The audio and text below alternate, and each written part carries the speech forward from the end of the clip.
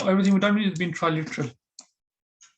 And it's been triliteral in its purest form, which means there's only been 3 root letters, and he hasn't had any additional prefixes or suffix except what is required by the verb.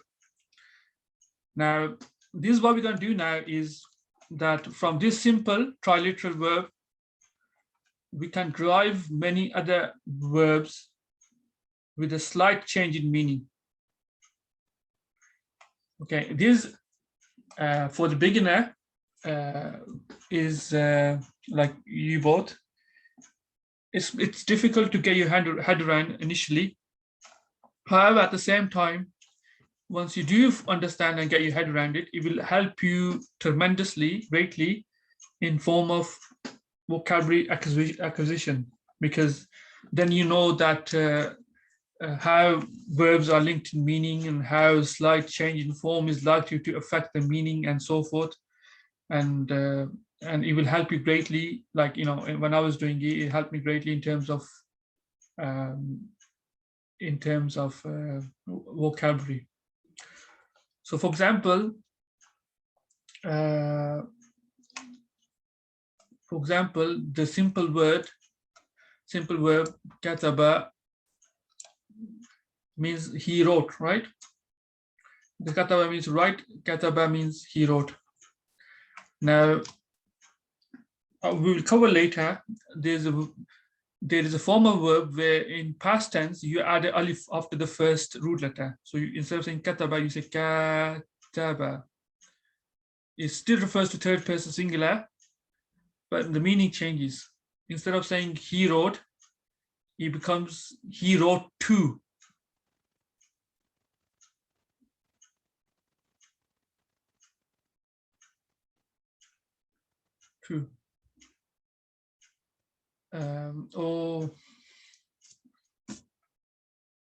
Right, he wrote to. So because kataba could means this kataba could mean he wrote. Kataba al-kitaba, he wrote a book, right? Here we're talking about one person. But here when you wrote kataba, it would become not he wrote his own, he wrote to someone. So the meaning will change. So kataba, you know, for example, when you say he wrote to Zaid or Bakr or something like that, so we're going to use kataba.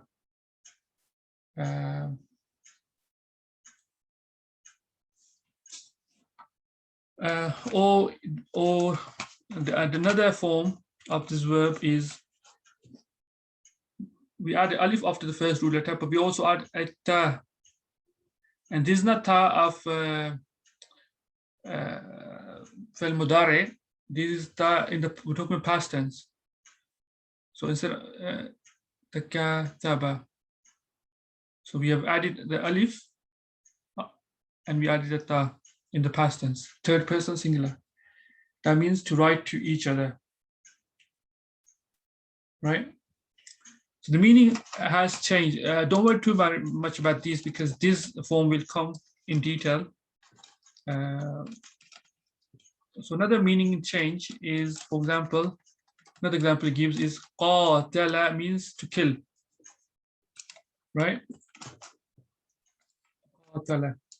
Now there will be a derived verb form, which what's the derived verb form mean? It means there will still 3 root letters, not more, 3 root letters.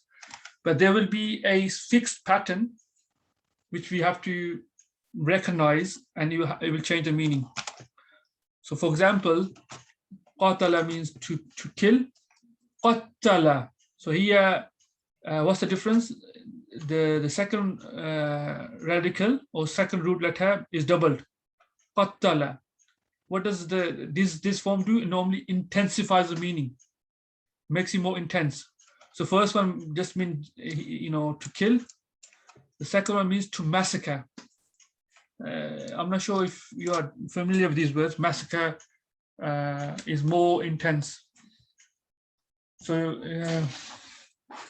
sometimes, you know, qatala could mean he killed a man. You're talking about he killed one person, and qatala, you may be talking about he massacred the whole family, or he massacred 1,000 people, for example.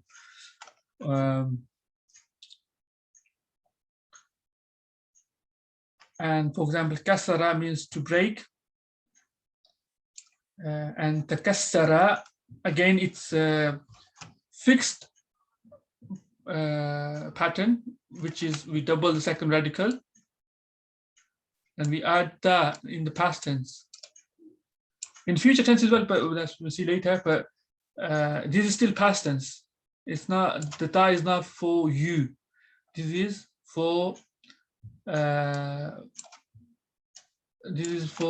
different purpose. Takassara or inkasara, which will come later, it means to be broken. The first one was to break, so he broke, and the second one is it becomes intransitive, they call it, or the meaning it becomes similar to majhul. So even in the active form, the meaning becomes like majhul. So kasara, he broke. In kasara, it was broken. It doesn't make sense so far? Still getting confused with the star and the addition of the star. Say it again. This addition of the star is making confusion still. Like I understand the katala, like massacre.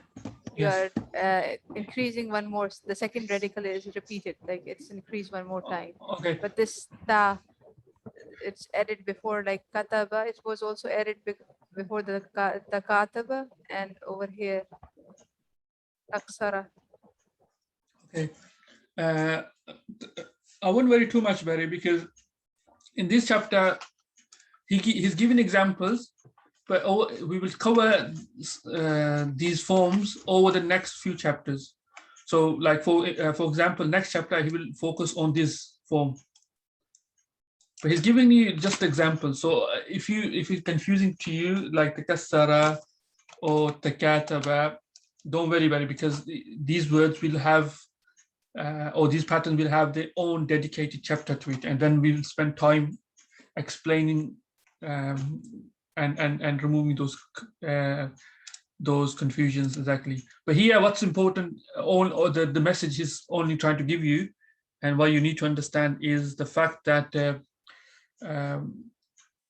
meanings are closely linked, and if you and the key meaning is that these triliteral verbs have what we call derived forms, which means there are certain letters and certain patterns which are put on, which are applied to the basic word, and it has a slight change in meaning.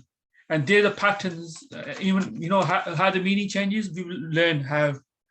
So you'll be able to tell normally, okay, it's not katala, it's qattala. How, or if it's a different word, kabila or qabbala, for example, or something like that, you will know, okay, this is change. What's the likely change in the meaning? You will be able to predict to a certain extent.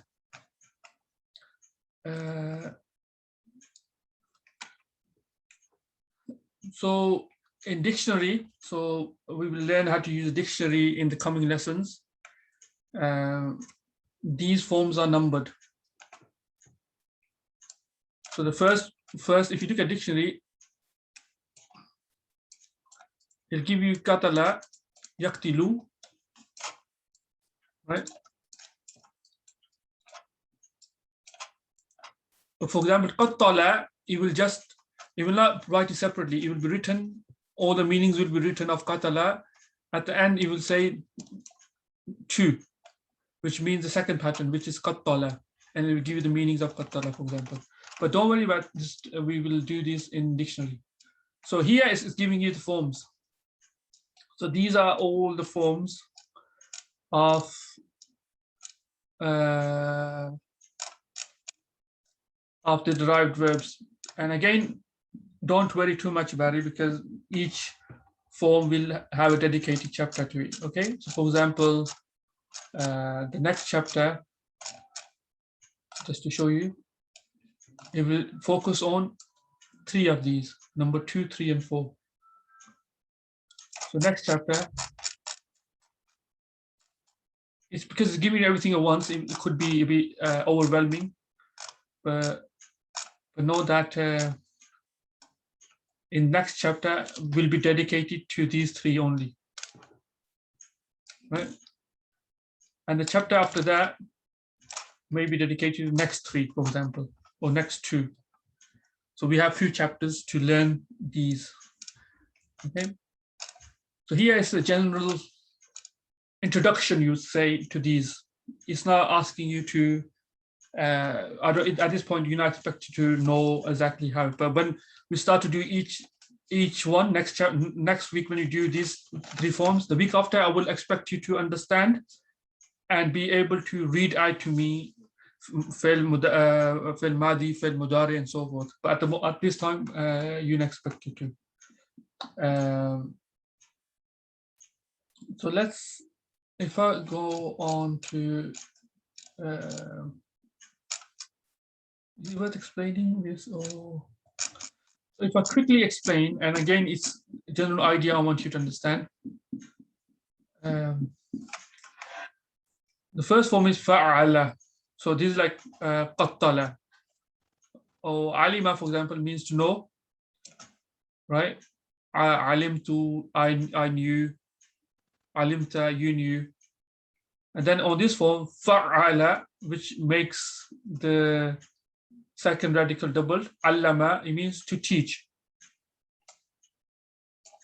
One is to know, the other one means to teach. And we will discuss how. That's imperfect. And imperfect, it'll be your fa'ilu. So instead of saying alima ya'lamu, it'll be yu'allimu. Yu'allimu.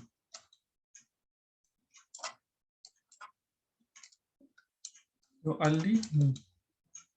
Allama yu'allimu, to teach. So here, kataba, we add an alif, becomes kataba. And what's the mudari of kataba? Yukatibu. It's a fixed form. What's the form? Form is we discussed the past in mudari or imperfect. We add the first radical gets a dhamma, right? Sorry, the prefix of ya gets a dhamma of mudari.